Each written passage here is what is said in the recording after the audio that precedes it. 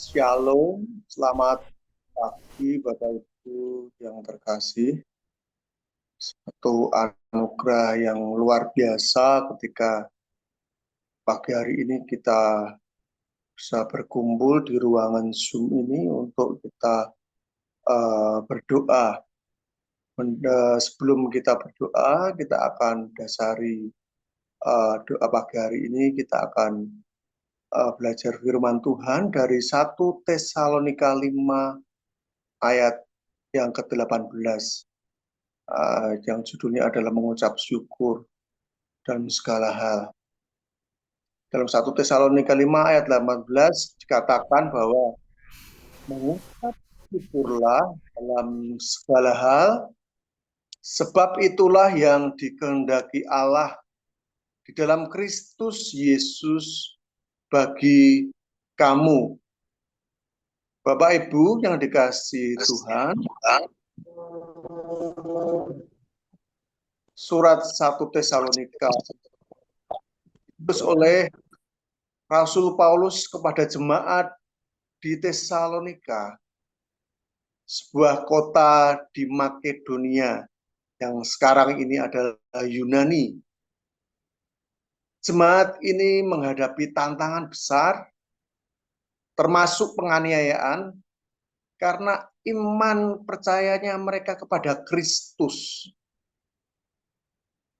Paulus menulis surat ini untuk menguatkan dan memberikan pedoman hidup bagi orang percaya, terutama dalam menghadapi kesulitan dalam menantikan kedatangan Kristus Yesus Tuhan. Di dalam pasal yang kelima membahas bagaimana orang percaya harus hidup dalam terang kedatangan Kristus yang kedua kali. Paulus menasihati jemaat untuk tetap berjaga-jaga, hidup dalam iman dan kasih, serta menjaga hubungan yang baik dengan sesama orang percaya. Ayat 16-18 adalah bagian dari serangkaian perintah singkat tentang kehidupan Kristen, kehidupan orang-orang pengikut Kristus. Di ayat 16 berkata, bersukacitalah senantiasa. Kemudian di ayat yang ke-17, tetaplah berdoa. Dan ayat 18, mengucap syukurlah dalam segala hal. Tadi yang kita sudah baca. Bapak Ibu, ketiga perintah ini saling berkaitan. Orang yang bersukacita akan tetap berdoa. Dan orang yang berdoa akan lebih mudah untuk bersyukur dalam segala keadaan. Nah, Bapak Ibu, apa makna dari 1 Korintus ini? Hal mengucap syukur tadi, Bapak Ibu yang dikasih Tuhan. Di sana dikatakan bahwa yang pertama adalah ucapan syukur adalah tanda iman yang dewasa. Ya, orang percaya yang dewasa dalam iman tidak bersyukur hanya ketika keadaan baik, tetapi juga saat menghadapi pencobaan. Ya, Bapak Ibu yang dikasih Tuhan, jadi ketika kita mengalami situasi yang tidak enak pun, kita tetap mengucap syukur. Ucap syukur menunjukkan bahwa kita percaya kepada Tuhan dalam segala situasi. Jadi itu ucapan syukur adalah tanda iman yang dewasa sebagai anak Tuhan. Kemudian yang kedua adalah ucapan syukur membawa damai sejahtera. Kalau kita baca di Filipi 4 ayat 6-7 mengajarkan bahwa ketika kita berdoa dengan ucapan syukur, kita akan menerima damai sejahtera Allah yang melampaui segala akal, Bapak Ibu yang dikasih Tuhan. Orang yang selalu bersyukur memiliki hati yang lebih tenang dan tidak mudah khawatir. Sehingga ketika mungkin menghadapi situasi yang tidak enak, Dia tidak mudah khawatir, dia tidak mudah diombang-ambingkan oleh situasi.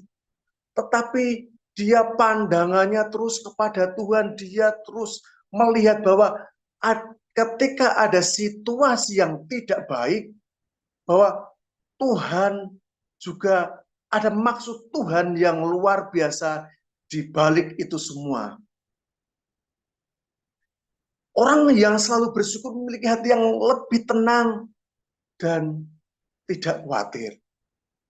Kemudian yang selanjutnya, Bapak Ibu yang dikasih Tuhan, ucapan syukur mengubah cara pandang kita. Bersyukur mengubah fokus kita dari masalah kepada Tuhan yang lebih besar dari segala masalah kita. Jadi fokusnya kepada Tuhan, bahwa di balik masalah itu ada Tuhan, ada tangan Tuhan yang kuat, yang selalu menolong kita, menopang kita.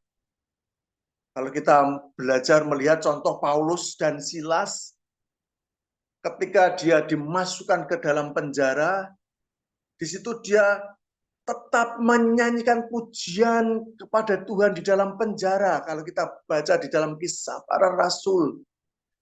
Dan ketika dia berdoa memuji Tuhan, dan di situ terjadi mujizat yang luar biasa. Ada hal yang luar biasa. Jadi ucapan syukur mengubah cara pandang kita. Sehingga kita bisa melihat bahwa ada maksud Tuhan di balik semua masalah ataupun kondisi yang tidak enak yang kita hadapi ketika kita mengucap syukur. Contohnya tadi Paulus dan Silas ketika dia di penjara, ketika dia berdoa memuji Tuhan, mengucap syukur kepada Tuhan, ada mujizat yang luar biasa sehingga di situ ada gempa dan seluruh kunci-kunci di penjara itu terbuka dan di situ ada terjadi mujizat. Kepala penjara itu akhirnya bertobat menerima Tuhan Yesus.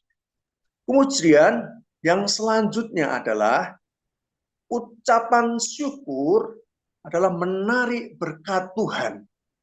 Kalau kita baca di dalam Mazmur 100 ayat 4 dikatakan masuklah melalui pintu gerbangnya dengan nyanyian syukur. Ketika kita bersyukur, kita membuka pintu bagi Tuhan untuk bekerja lebih lagi di dalam hidup kita. Mari Bapak Ibu mendasari doa pagi hari ini, dan kita mau melewati hari ini, dan seterusnya, mari senantiasa kita mengucap syukur kepada Tuhan. Karena firman Tuhan mengatakan tadi, sekali lagi saya membacakan bahwa di dalam 1 Tesalonika 5 ayat 18 mengatakan, mengucap syukurlah dalam segala hal, sebab itulah yang dikehendaki Allah di dalam Kristus Yesus bagi kamu. Amin.